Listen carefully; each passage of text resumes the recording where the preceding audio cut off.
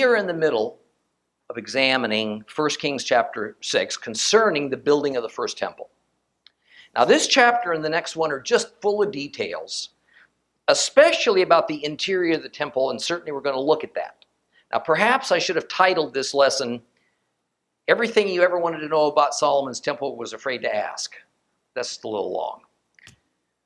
However, we're not going to spend an inordinate amount of time with that. First, because it can become a little bit tedious. Second, because some of the wonderful artists' conceptions of what the items looked like can kind of cut to the chase and help us visualize the object, but also because at times the words describing a building or an object are so cryptic that there are numerous possibilities of just what those words were ever meant to convey to us.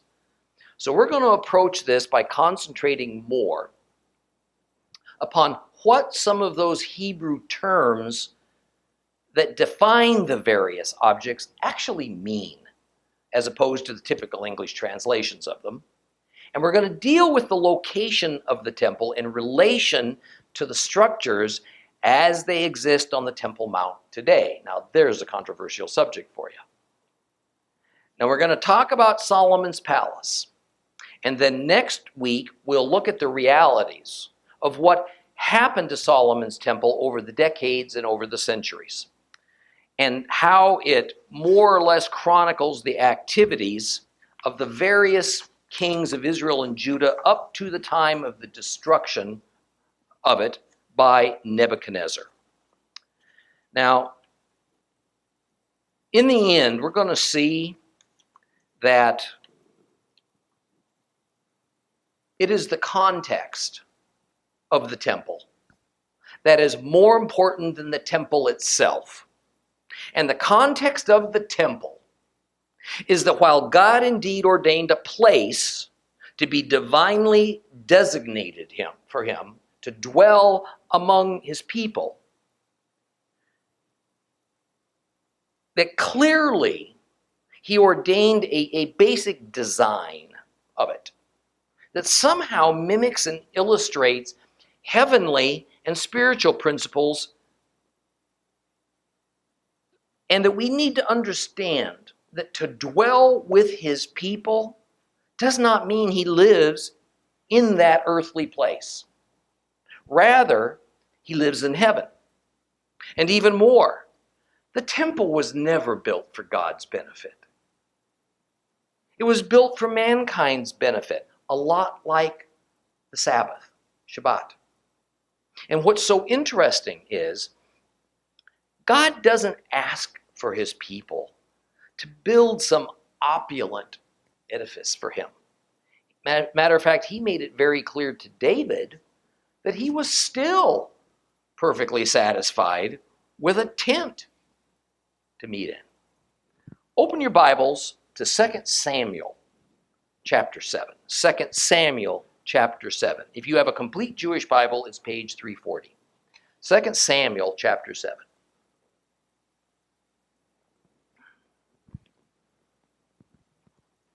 We're just going to read the first 7 verses of this.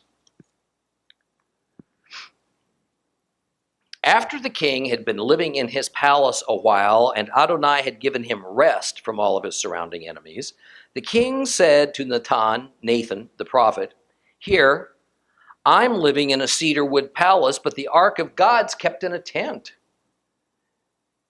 Nathan said to the king, "Go, do everything that's in your heart, for Adonai is with you." But that same night, the word of Adonai came to Nathan. "You go and tell my servant David that this is what Adonai says.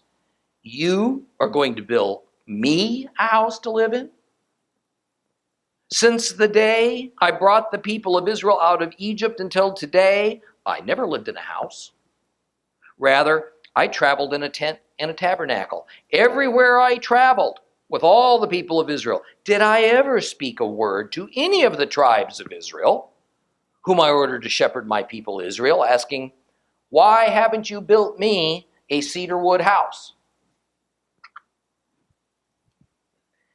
This is why we ended last week by focusing on the matter of the Lord interrupting the temple building process and reestablishing the proper context of the temple with Solomon.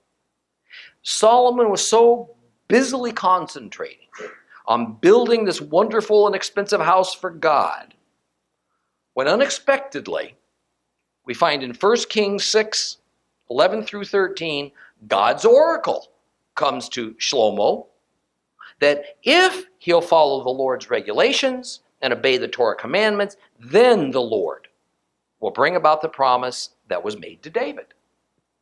And that promise was that Jehovah would be Israel's God, that they would be his people, and that David's dynasty would rule forever. Now, what a great teaching moment that was, but tragically, Solomon missed it. However, I don't want to miss it.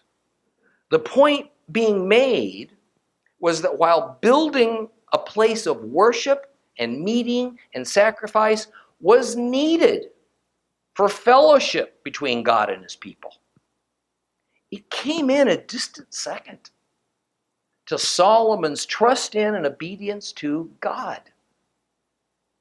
Therefore, Solomon should not think that the high degree of expense and perfection of the temple that he has under construction has anything to do with God's acceptance of the people of Israel, or whether his blessings for his people and for the king are somehow tied to that.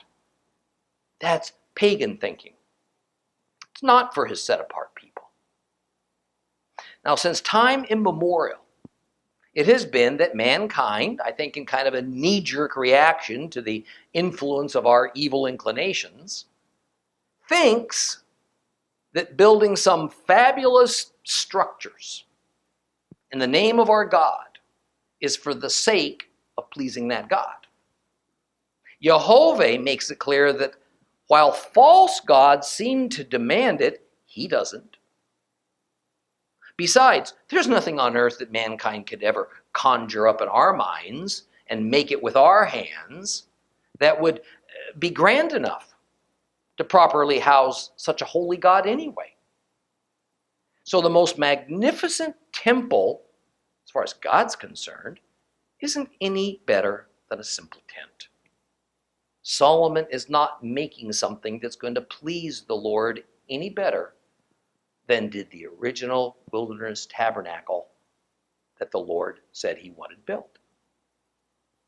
This principle is of the greatest importance for Christ's ecclesia, his church, to grasp. See, we have always been in the habit of diverting our eyes from the Lord and onto building projects. We create amazing architectural works, ornate, decked out in the best and the most expensive building materials, and then we claim that our whole intent is to honor God with all of this. We go so far as to regularly confer holiness upon these structures if they're grand enough, and we look upon them with reverent awe. In fact, the subconscious human thought seems to be that if we don't build a building beautifully enough, maybe we're disappointing the Lord. Or the building might even wind up with a lesser degree of holiness than that one down the street that's so much bigger and better and prettier. The truth is, God's not honored one whit by these structures. It's the builders who are honored, and this honor is conferred upon them by other men. It's the donors who supplied the funds that received the praise, the recognition from other men.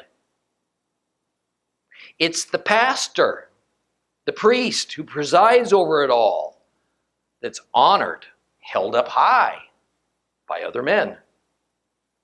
Although we would generally deny it, I think, as worshipers of the God of Israel, we may even harbor this subconscious expectation that our participation in constructing or belonging to such a spectacular spectacular meeting place of worship elevates us in God's eyes.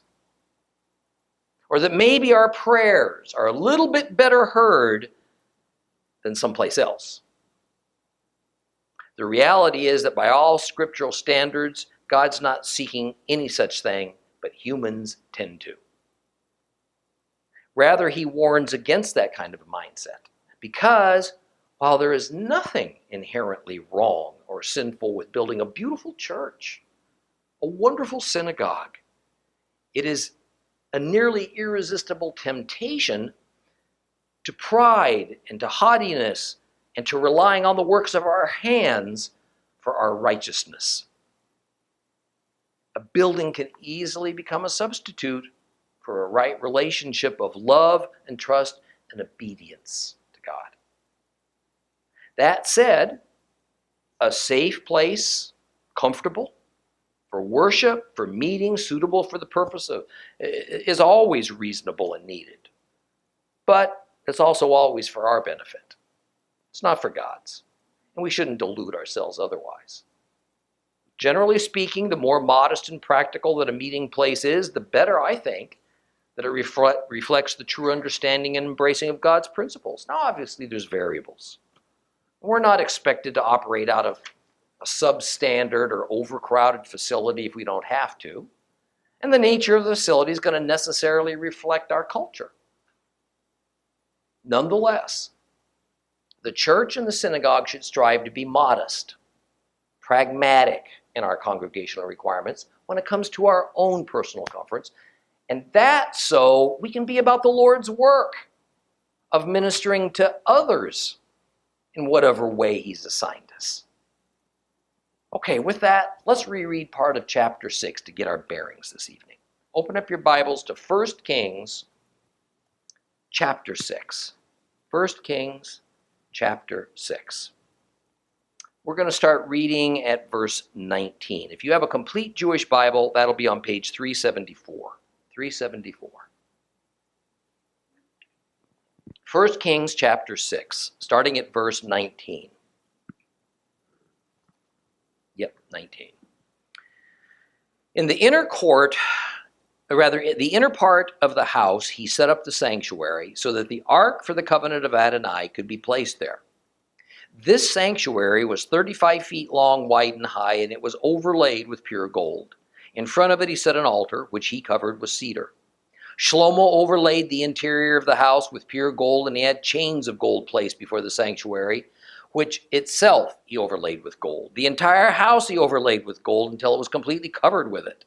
He also overlaid with gold the entire altar that belonged to the sanctuary.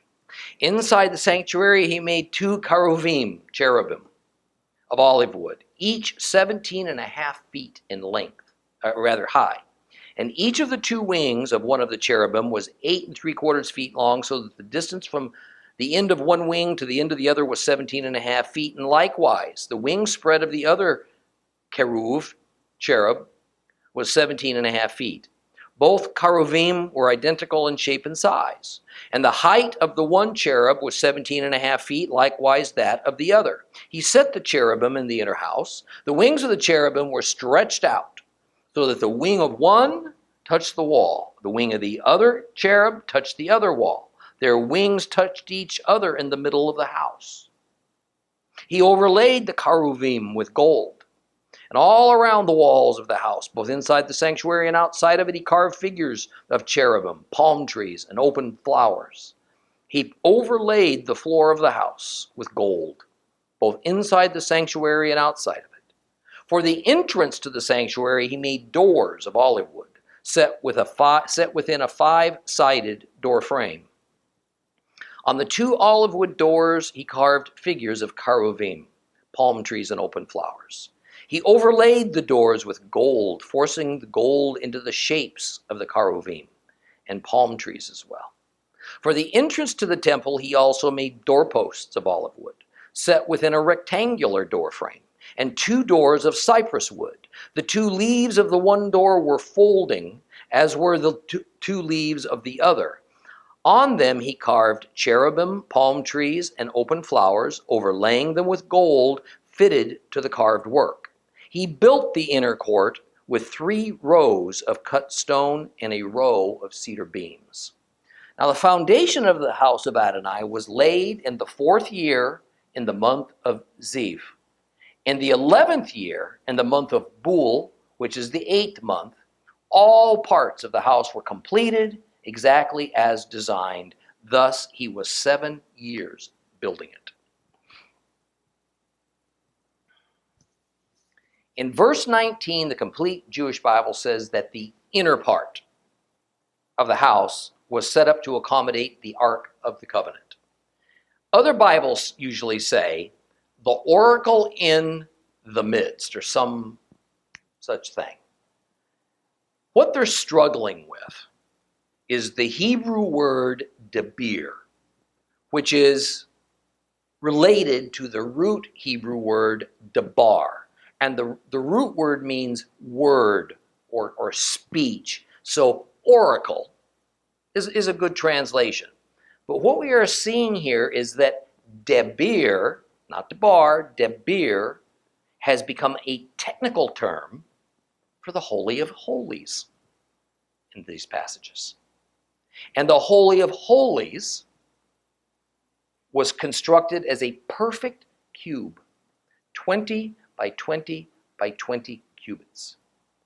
Or in feet, about 35 feet long, 35 feet wide, 35 feet high. A lot of gold was used inside of this room to adorn it. Now the mention of a cedar wood altar is referring to the altar of incense that would not be inside the Holy of Holies, but rather it would be located inside the front room of the temple, the holy place, just in front of the entry before you go into the Holy of Holies. In verse 23, we see the sculpting of 2 creatures called cheruvim in Hebrew, or cherubim in English. Now, I want to remind you, cherubim, cheruvim, are not angels. There are several kinds of mysterious spiritual beings listed in the scriptures, and angels are one of them. Cherubim are another, and there's others.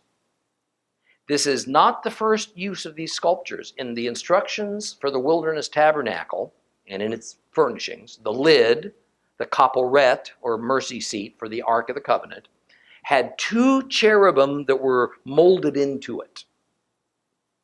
But Solomon wanted to go one better. So he ordered these 2 gigantic cheruvim, cherubim, to be constructed and placed into the debir, the Holy of Holies.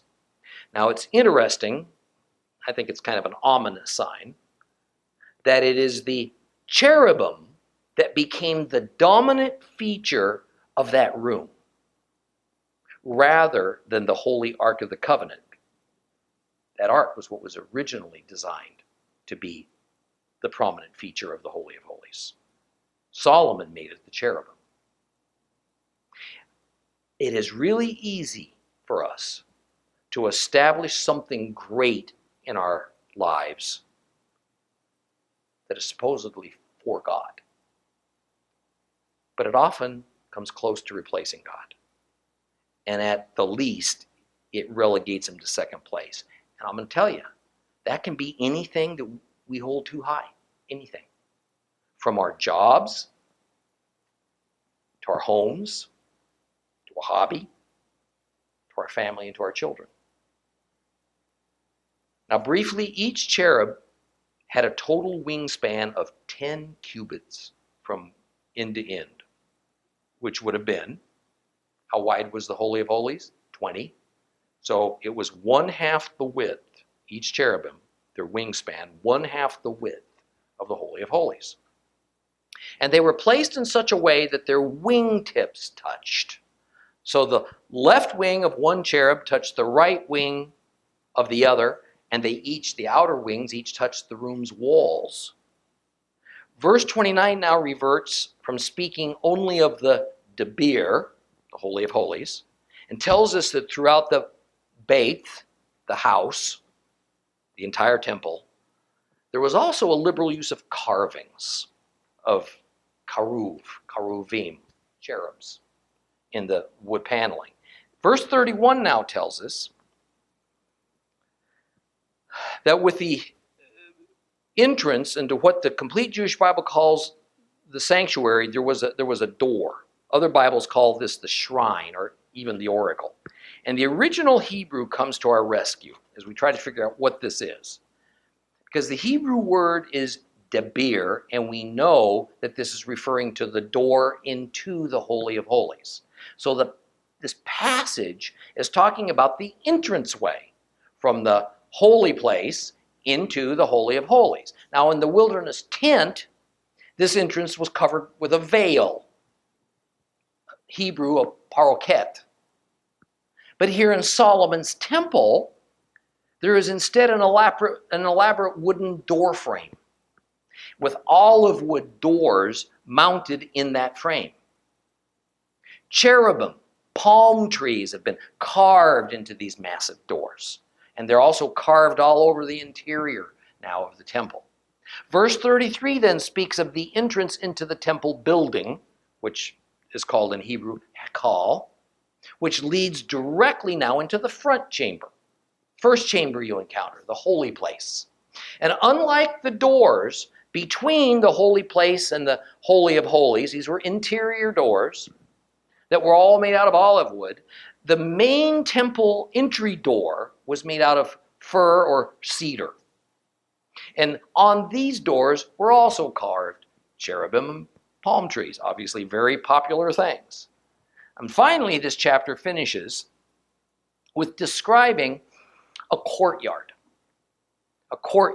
that was built just outside of the temple entrance, called the inner courtyard. Now, the Mishnah says that actually there were two courtyards. The courtyard of the Kohanim, courtyard of the priests, and the courtyard of Israel, that just meaning the common people. And likely this is what is being referred to here in 1 Kings chapter 6. The Mishnah says that there was yet another courtyard called the courtyard of the women. But it was a little bit further away from the temple entrance than the other two courtyards. So that is why this first courtyard is typically dubbed the inner courtyard.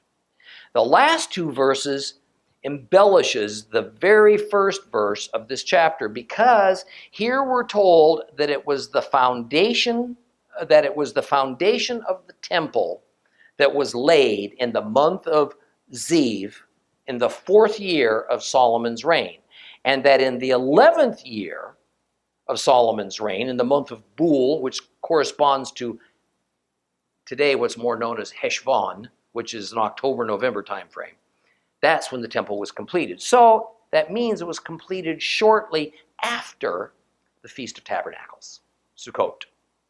It also means that it took 7 years and 6 months from the laying of the temple foundation to completion. Now notice that the final words of this chapter says it took 7 years to build this temple. See, this is an example of using round numbers, especially when the number is such a symbolic number, like 7. These numbers are rarely meant to be rigid absolutes, and we have to be careful not to consider them that way.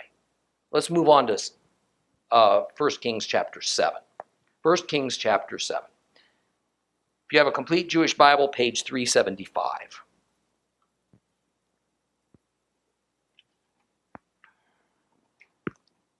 And we're going to read verses 1 through 26 this evening. Long chapter. 1 Kings chapter 7. Shlomo, Solomon, built a palace for himself, taking 13 years to finish it. For he built the house of the Lebanon forest, 175 feet long, 87.5 feet wide, and 52.5 feet high, on 4 rows of cedar posts, with cedar beams on the posts. It had a roof made of cedar and supported by beams lying on 45 posts, 15 in a row. There were 3 rows of window openings, placed so that the windows on facing walls were opposite each other at all 3 levels. All the doors and doorways were rectangular and opposite each other at all 3 levels. He made the columned hall 87.5 feet long and 52.5 feet wide, with a columned corniced porch in front of it. He made the hall of the throne, his place for dispensing justice, that is, the hall of judgment. It was covered with cedar wood from floor to ceiling. His own living quarters in the other courtyard, set back from the hall, were similarly designed. He also made a house like this hall for Pharaoh's daughter, whom Shlomo had taken as his wife. Now, all of these buildings were made of expensive stone blocks, cut to measure and finished by saws on the inner surfaces as well as on the outer ones. These stones were used from the foundation to the eaves and outward from the buildings all the way to the great courtyard. The foundation was of expensive stone blocks, very large ones, stones 14 to 18 feet long. Above these were costly stones cut to measure in cedar wood. The surrounding great courtyard had 3 rows of cut stone and a row of cedar beams, like the inner courtyard of the house of Adonai and the courtyard by the hall of the house. King Shlomo sent for Hiram and brought him from Tzor. He was the son of a widow from the tribe of Naphtali, but his father was from Tzor, a bronze worker filled with wisdom, understanding, and skill for all kinds of bronze craftsmanship. He came to King Solomon and he did all of his bronze work. He made the 2 bronze columns, each one 31.5 feet high and 21 feet in circumference. He made 2 capitals of melted bronze to set on the tops of the columns. Each capital was 8 3/4 feet high. He also made checkerwork nets and chained wreaths, 7 for the top of each capital. And when he made the columns, he made 2 rows of pomegranates to put at the top of each column around the netting covering its capital. The capitals on the columns in the hall had shapes like lilies, and they were 7 feet high.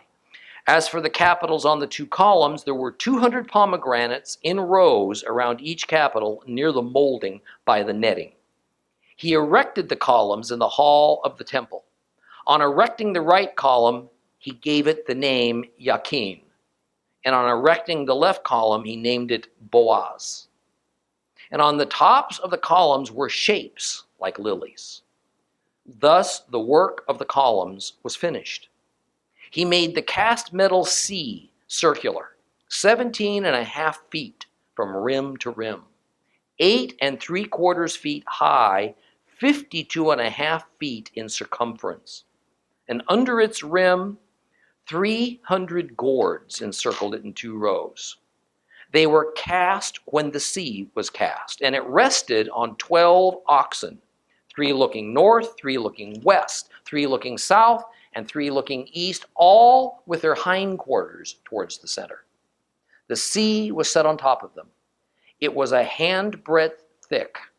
Its rim was made like the rim of a cup, like the flower of a lily, and its capacity was 11,000 gallons. This chapter is about building Solomon's palace, or better, a palace complex, because it consisted of multiple buildings. Now, it's interesting that the book of Chronicles omits recording the construction of Solomon's palace. It was very likely near the temple, just to the south of it, perhaps in the northernmost end of an area that today is called the Ophel. The Ophel is an area uphill. It's just outside the original walls of the city of David that lay between the city of David and the Temple Mount. So it's in between the two. Now, there are marvelously preserved ruins of this ancient area that you can stroll through to this day. Lots of interesting findings keep being made day by day.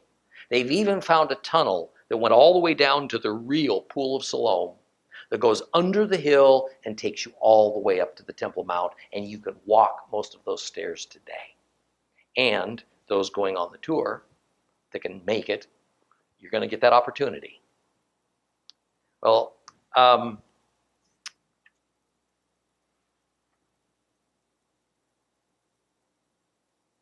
apparently, Solomon's father's palace just wasn't sufficient for Solomon's growing family, his harem, and the number of the dignitaries that he was now entertaining. And immediately we're told it took him 13 years to complete his palace. This is intended to tell us that after the temple construction time of 7 years, Solomon's palace took an additional 13 years. So it wasn't until 20 years passed, about halfway through his reign, that Shlomo's temple and palace were completed. That doesn't mean that he had to wait until the completion of the entire complex before residing in it. No doubt he had moved in much earlier than when it was completed in its entirety. And all the palace complex consisted of 4 structures. The first of which is described in verse 2, and it's named the House of the Forest of Lebanon. Now, there's been a lot of controversy about this place because some scholars claim that it means that this was a summer house that Shlomo literally built up north in Lebanon. But we can look for some context in other Bible passages and know that's not the case at all. In fact, this section of Solomon's palace became so well known that at times it was just called Lebanon for short. One place in other scriptures where the mention of Lebanon as part of his palace complex, not the country Lebanon, it's just the name for this one building in it.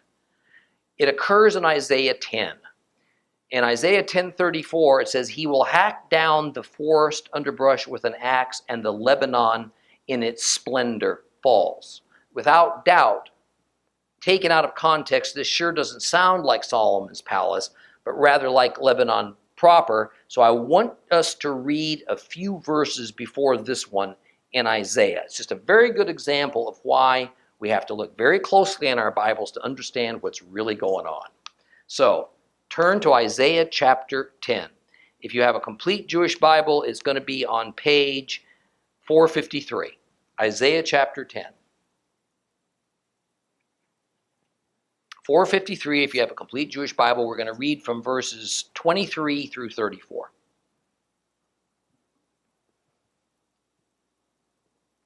Adonai Elohim Zebaot will bring about this decreed destruction throughout all the land.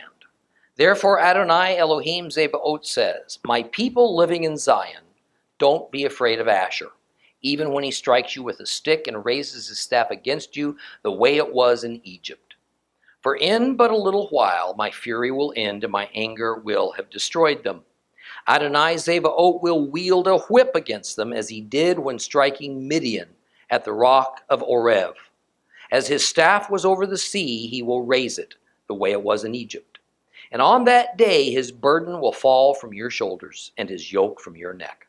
The yoke will be destroyed by your prosperity. He has come to Ayat, passed through Migron. He has stored his equipment in Michmash.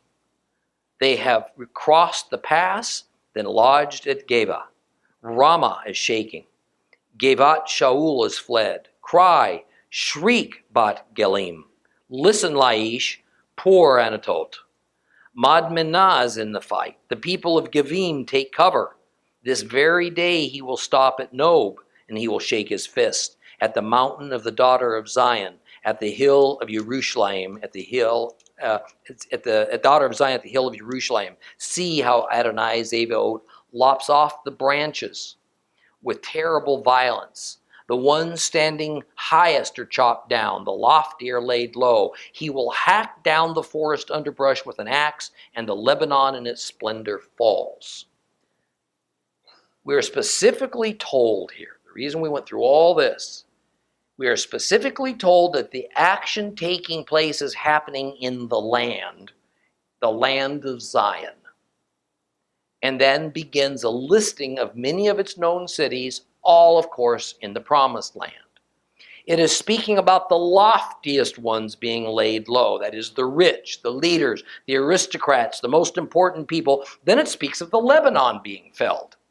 This, of course, is speaking metaphorically of Solomon's palace, which was renowned the world over and was a great point of national pride for Israel. And the palace structure called Lebanon for short, or as we find it in 1 Kings chapter 7, the forest of Lebanon, was just an amazing place. And the reason it was called the forest of Lebanon is because of how it looked, how it was constructed. It was this maze of cedar wood beams and posts. And since the cedar came from Lebanon, no doubt its name was both a euphemism and a kind of honorary name that would commemorate Lebanon's contribution to the temple and to Solomon's palace. It was huge. It was 100 cubits long, 50 wide, and 30 high. It was considerably bigger than the temple. In feet, it would have been about 175 feet by 88 feet, or about 15,000 square feet in size, as compared to the temple's 3,700 square feet.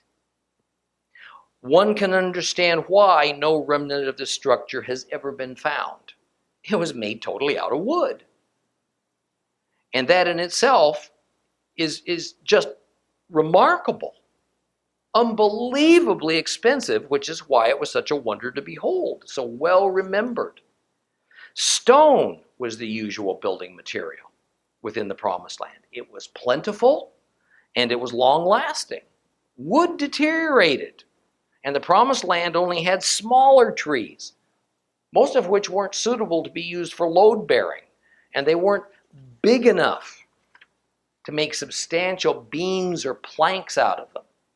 The use of a tiny amount of wood in a structure was only for the wealthy.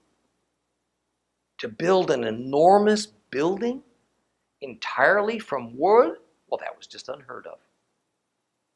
In verse 6, another building is described, called simply the hall or the pillar hall. It seems to have been a kind of an antechamber that served as an entrance to the building complex, the whole palace building complex. And it ran along the front of the Lebanon, so-called Lebanon section. In verse 7 is the third wing of the palace complex that is called the Hall of the Throne, also known as the Judgment Hall. This is where Solomon's throne was located and where the Sanhedrin likely met, if the traditions about that are accurate. So it was where justice was dispensed. The walls of this hall, we're told, were covered with cedar wood paneling, which means that it was made of stone construction. Verse 8 documents the fourth and final wing. This was Solomon's personal residence, and part of it was built for the Pharaoh's daughter, who was Solomon's most prized wife. Men and women inhabited separate quarters in general in that era, and especially so for aristocracy, because they often had several wives and concubines. Better not to mix them all up, don't you think? And ever since chapter 3, we've been hearing about Solomon's wife, Pharaoh's daughter, and of all the connections that Shlomo had with Egypt. This was no doubt a great political and economic coup for Solomon. But it was also a disaster waiting to happen, because the Lord had instructed in his Torah that Israel was not to reestablish ties with Egypt after their exodus, ever. Ever. Solomon had done so in spades. And the Pharaoh's daughter, well, she was the linchpin. She was the symbol of their alliance. So we read of the great lengths that King Solomon went to in order to honor and to accommodate her. There is no mention of her, interestingly, being seen as the official queen of Israel, so to speak, but she couldn't have been very far short of that status. Now, verse 9 explains that all of these buildings were made out of expensive stone blocks. Here's another case where the word all, kol, in Hebrew, is not an absolute. It's not meant to be precise. It's just a generality, because this certainly doesn't include the all wood house of the Forest of Lebanon. Even so, stone blocks would have been employed with that building, at least for a foundation, of course. But the idea is that the stone blocks were mammoth in size, as much as 18 feet long, meaning they would have weighed perhaps 20 tons or more apiece. And the quarried stones above them, meaning the ones that were above the ground, and so they were visible, were highly finished and precisely cut, so they were beautiful. That's what made them expensive. The idea that these were some kind of super expensive stone material like marble, or that they were gemstones or even semi-precious gemstones, isn't the context of this. No doubt this was the typical limestone found in abundance in Israel. It was usual that foundation stones were essentially boulders that had just been minimally altered, since they were going to be underneath the building and hidden from view, and that the stones used above the ground would fit well enough that, and were filled usually with copious amounts of mortar. That wasn't the case for Solomon's palace. All the stones were expertly hewn, and they had a snug fit and a very pleasing look as a result. Verse 13 now shifts the scene back to the temple, the work on the temple. Now remember, this book that we're reading, 1 Kings, isn't a daily journal. It's just a record of details of the building of the temple and the palace. And a fellow named Hiram, we're told, is sent from the country of Zor. This isn't King Hiram, but rather he is a man, interestingly, of Israelite heritage. He was a skilled artisan that was brought in to direct the crafting of the most visible and the most ornate of the parts of the temple, and especially of things that involve metal casting and bronze. Rashi explains that Hiram's father was from the tribe of Naphtali. His mother was from the tribe of Dan. It's only that he was living in the country of Zor and essentially had become a citizen of that nation. One cannot help but notice a striking parallel between the building of Solomon's temple and the wilderness tabernacle. King Shlomo was from the tribe of Judah, and he worked together with Hiram, who had roots in the tribe of Dan. In the wilderness, the chief builder of the temple was not Moses, but rather a fellow named Bezalel from the tribe of Judah, and Aholiab from the tribe of Dan. Exodus 36:1. Bezalel and Aholiab, along with all the craftsmen whom Adonai has endowed with wisdom and skill necessary to carry out the work needed for the sanctuary, are to do exactly according to everything Adonai has ordered. So in verse 14, describes Hiram, this skilled metal artisan, in exactly the same way as we just read from the book of Exodus. A bronze worker filled with wisdom, understanding, and skill for all kinds of bronze craftsmanship. The idea was to make the parallel between these two.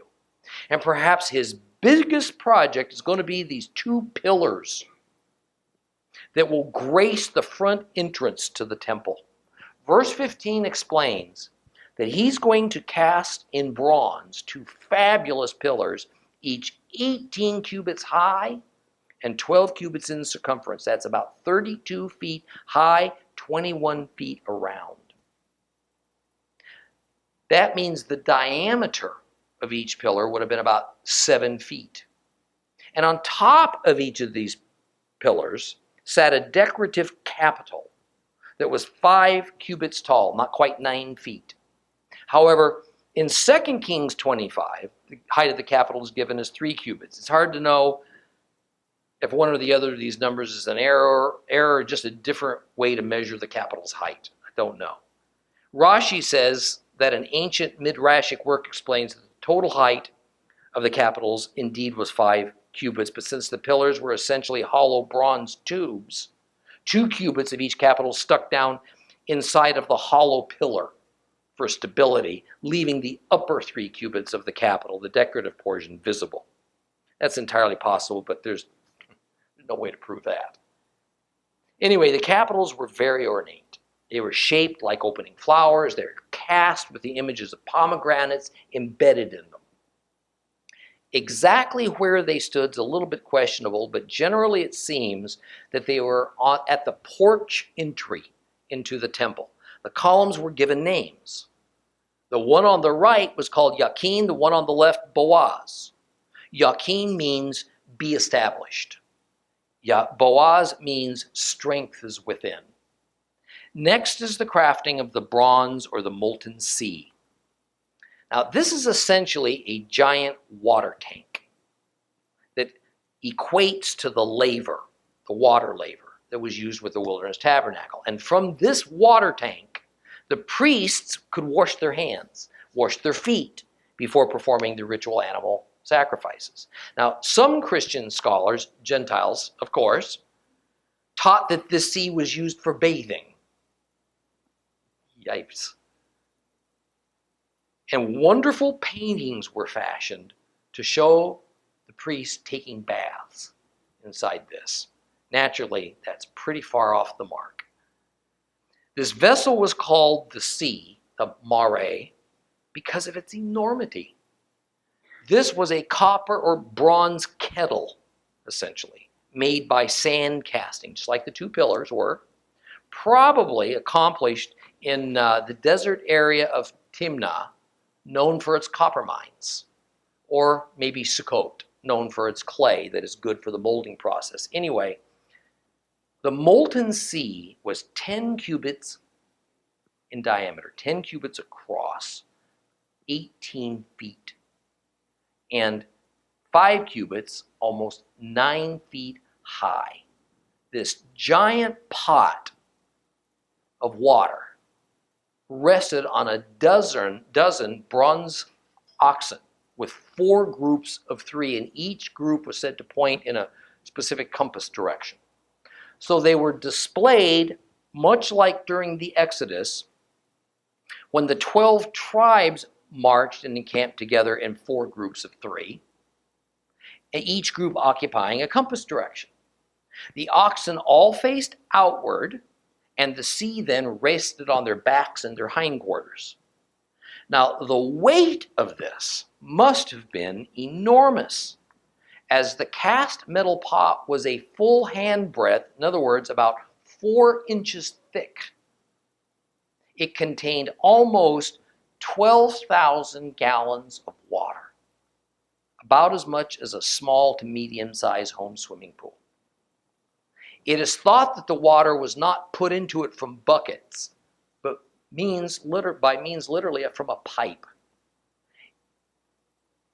Plumbing was not unknown in this era. In fact, I have personally witnessed in Israel the discovery, made less than 24 hours earlier, just happened to walk upon it, of a section of baked clay pipe down by the pool of Siloam at the bottom of the hill of the city of David. It was probably about 5 inches in diameter and definitely dated. The archaeologist, the digger, and the archaeologist was there at that moment of discovery and told me it was definitely from David's era or even earlier, possibly. And it was perfectly intact. It was an amazing sight. Water used for this vessel was for ritual purposes.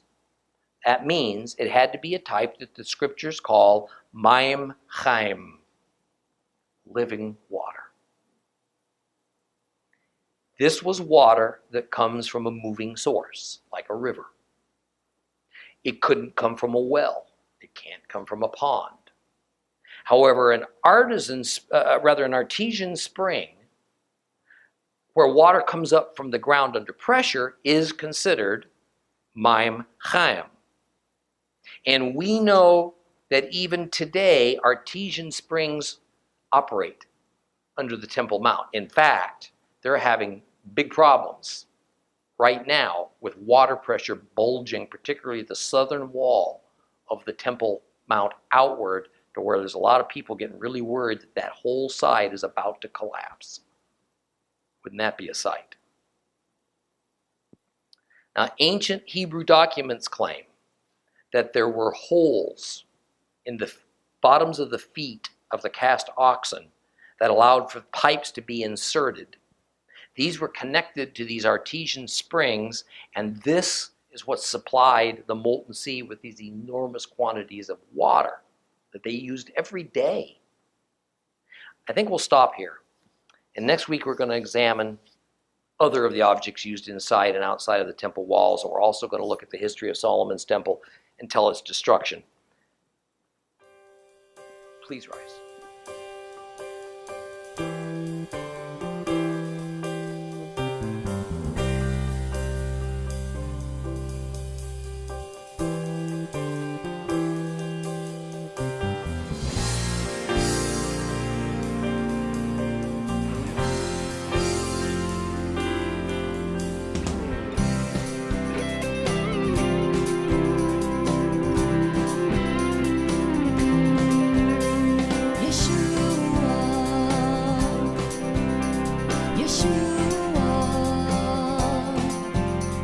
Yeshua.